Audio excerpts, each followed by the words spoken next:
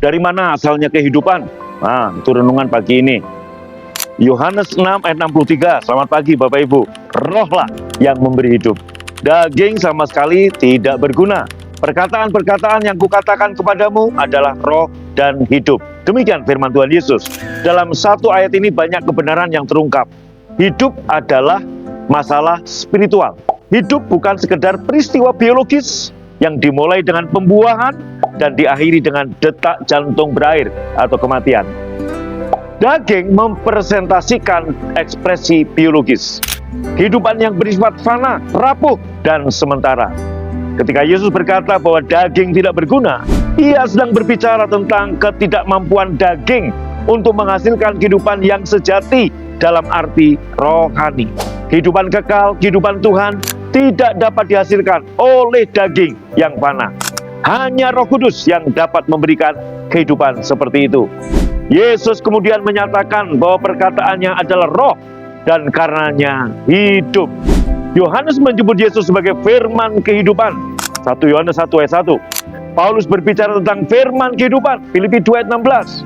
Seorang malaikat Tuhan memerintahkan para rasul untuk pergi dan beritakanlah firman hidup ini. Itu ada dalam Kisah Rasul pasal yang kelima ayat 20. Yesus mengatakan, sesungguhnya barang siapa mendengar perkataanku dan percaya kepada Dia yang mengutus aku, ia mempunyai hidup yang kekal dan tidak turut dihukum, sebab ia sudah pindah dari maut ke dalam hidup. Yesus, firman yang menjadi manusia, mengucapkan kata-kata yang adalah roh dan hidup. Semua yang menerima kata-kata itu dan mempercayainya berpindah dari kematian kepada kehidupan. Kehidupan kekal dimulai saat ada pembuahan secara rohani dan dari firman Tuhan, pewahyuan di dalam hati Anda. Karena kamu telah dilahirkan kembali bukan dari benih yang fana, tetapi dari benih yang tidak fana, oleh firman Tuhan yang hidup dan yang kekal. Seberapa penting untuk terus mendengarkan firman-Nya?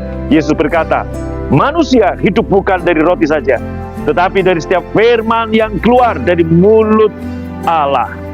Kehidupan sejati dipahami oleh firman Tuhan dan dipelihara oleh firman Tuhan.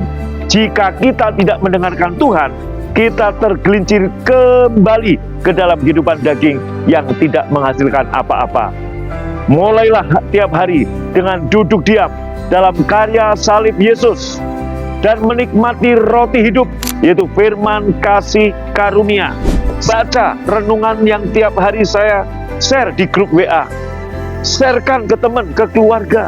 Kemudian juga dengarkan, lihat renungan baik YouTube atau Instagram atau Facebook atau TikTok yang kami bagikan. Dan setelah Anda duduk diam dalam keadaan seperti itu menikmati hadirat Tuhan, mulailah berdiri, berjalan, bahkan berlari tanpa tersandung, tanpa menjadi lelah, dan tanpa menjadi penat. Sebab diberkatilah orang yang menanti-nantikan Tuhan. Amin.